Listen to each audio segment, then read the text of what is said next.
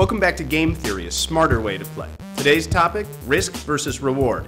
Case in point, despite an explosion in industry creativity, you might have noticed something a little bit suspicious about many of this season's top titles. They look an awful lot like last season. No mystery there though, Sherlock. More than ever, today's game industry seems to live by the golden rule. He who has the gold makes the rules. But why does everything seem so play by numbers? We asked insiders to add it all up. The way that packaged good publishing works, the publisher incurs a fixed cost to make a game, and it can vary obviously, but 10 to 30 million bucks. And they plan to sell a certain number of units, so let's just say 1 million units. So they spend $10 million, they sell 1 million units for $60.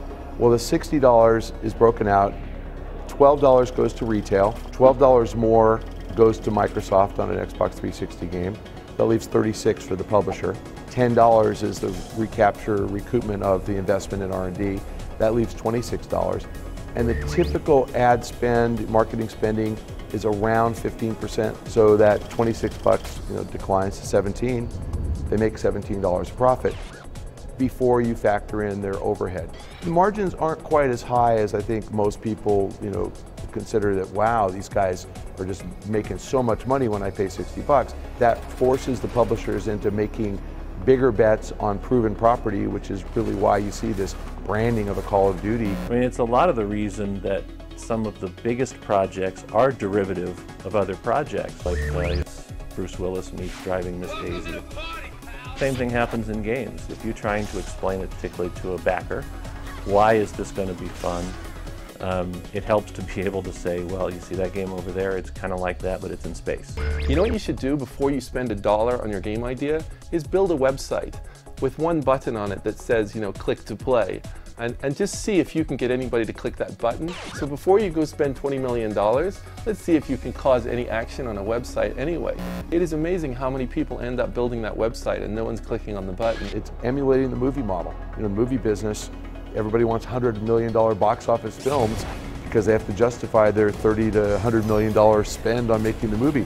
We used to have movies that cost 10 million bucks to make, not anymore. So the big bets pay off in a big way. The smaller bets are tougher to capture profit on. Translation, there's no longer room for average or unexceptional anymore. Either you go big or you go home at retail, but that's a risky bet. What about apps and online outings though? They make smaller, more affordable games possible too, right? Well, yes and no. Unfortunately, with competition fiercer than ever and visibility so low, the odds of trying to strike it big with an unknown title is about the same as trying to do it playing roulette. Just ask the experts. I think a lot of the development community is excited and confused about really where it should go, because I think it's a very confusing time for people. There's not much stability, and there's a few oil wells that sort of spring up and go over here. Hey, did you hear about the guy who made the iPhone app that was a whoopee cushion? He sold 1 million units, and people rush over there. Well, it's a commodities market. The chances that you're going to do that are very slim. People expect more. Gears of War 2 had to be twice as big to get the same review score as Gears 1, right? And it's coming on iPhone, where you have 2 guys working for 2 weeks making a silly little game that did okay, and now you're competing with Activision's Call of Duty game on the iPhone. There's a reason Farmville and Zynga's games are so successful on Facebook, and it's advertising dollars. Not because Farmville's game design is particularly brilliant or that they put a massive investment into it. It's advertising dollars followed by metrics watching what their users are doing. So yeah, we're all playing much bigger gambles, and that's getting scary. For a studio like Epic, I can't have a whole lot of failures at the $15 million level and continue. When I founded Revolution in 1981, we wrote our first game, which was called Lure of the Temptress. That game cost £20,000. And we thought that was unbelievable, because costs have gone up by a factor of 100 over 10 years. 10 years later, when we wrote Broken Sword 2 or 3 or whatever it was, now we're talking about millions of dollars. And that has had a profound effect on the way that games are sourced.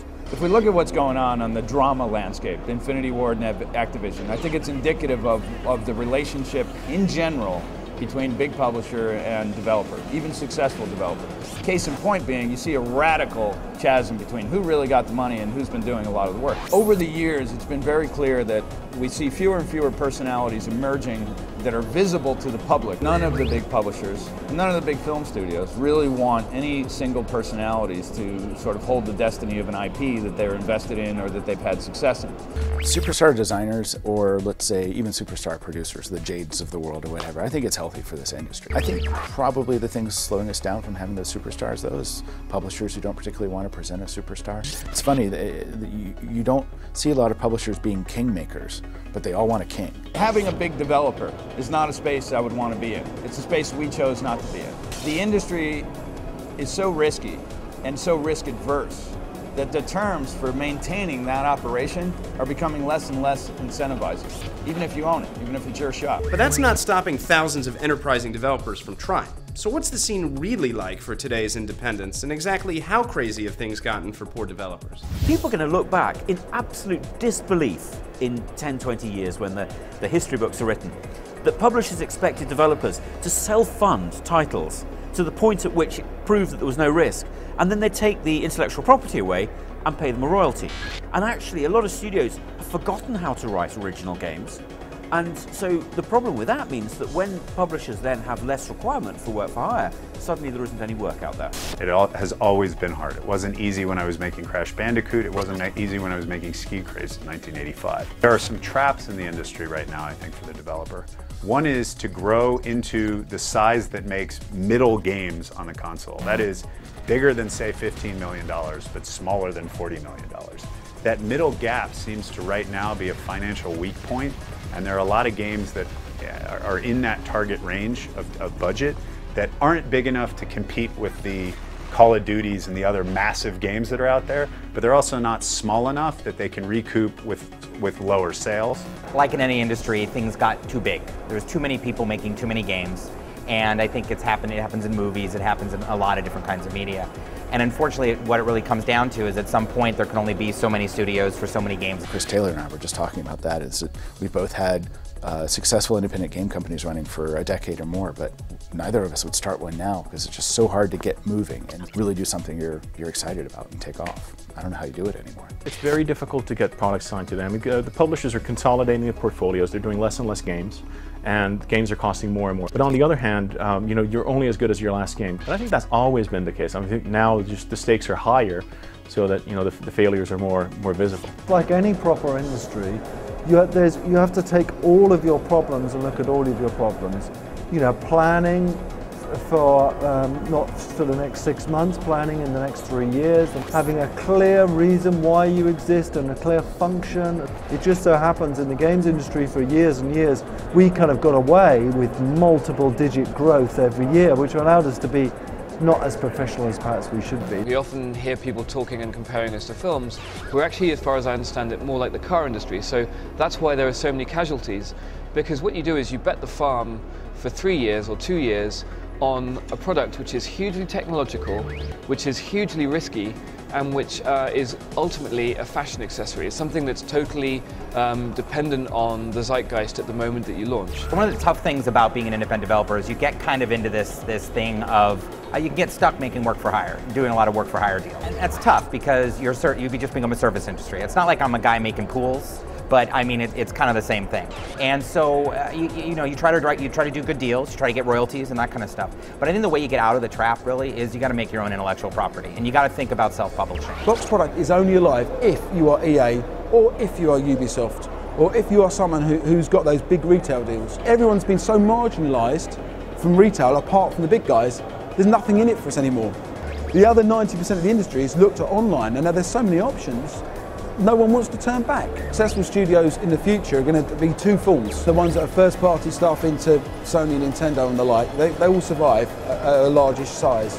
And then there's going to be a bunch of small studios that are going to be doing whatever the online platforms of the day are. Obviously, indie publishing allows games to be built faster and cheaper, and allows more room for experimentation. But from marketing to distribution, let's be honest, it also comes with its own set of challenges. So why should we be excited about it? We've gone through like an era of hyper-specialization, which I think is over now, where we can have indies making games, we can have smaller platforms like the iPhone or like the Android or web platforms, and that actually is kind of fostering a kind of youthfulness which is coming back. To say that iPhone games are not games it's silly. When I started making games, I would aspire to make something as graphically as complex as today's iPhone games. Same is true of Facebook games, same is true of a lot of other types of games. Are those games going to somehow take market share from AAA games? Absolutely not. We're seeing a lot of little teams trying to make simple games, and I'm a little worried. That's not really that sustainable. In reality, people want games that are simple and easy to get into. That's because they don't want to spend a whole bunch of time just trying to get to understand the thing. But make no mistake, the games need to be deep. People are making Kleenex games which you blow your nose and throw it away. That's not necessarily a safe place to be betting your money. If your game design document is 2 pages, unless you found the next Tetris, I would start to worry. Yes, we are seeing a lot of innovation at the smaller scale of games, and then we're seeing a lot of huge bets with pushing the tech and pushing the visuals and storytelling and so forth at the higher end. I think the mid-range actually is fairly interesting because we're seeing larger budget titles, for example, for Xbox Live. Traditional games developers have come from the model that you ship a game, you work through various stages, alpha, beta, and then you ship the game, and then you go to the beach. And now, begrudgingly, we've moved to a service model without even noticing it. Now you need hosting, and now you need servers, and now you need maintenance, and now you need DLC. Consumers rightly have an expectation that they're buying into a universe, that they're buying into a service. It doesn't need to mean subscription. If you can budget for this up front, then you can actually have a much more evergreen product. And certainly we're still learning how to keep people coming back. Game developers and publishers need to evolve, change or die, if you will. Our ecosystem is changing. Unless we change with it, we're either going to be marginalized or we're going to be extinct. Still, as we at Game Theory remind you, the answers are never simple. As this week's homework assignment, we invite you to consider the following questions. If partnership programs are so important to publishers, why can only the biggest, most successful studios actually secure these alliances? Deals still operate based on leverage, so what type can game makers really hope to strike without owning their own IP, fan base, or revenue channels? And just how level is the playing field really when digital download services can limit release slots and hold the final say over what appears on their platforms? Be sure to hit us up at our website, GameTheoryOnline.com, to share your thoughts. We'll see you next time on Game Theory. This is your professor, Scott Steinberg, signing off.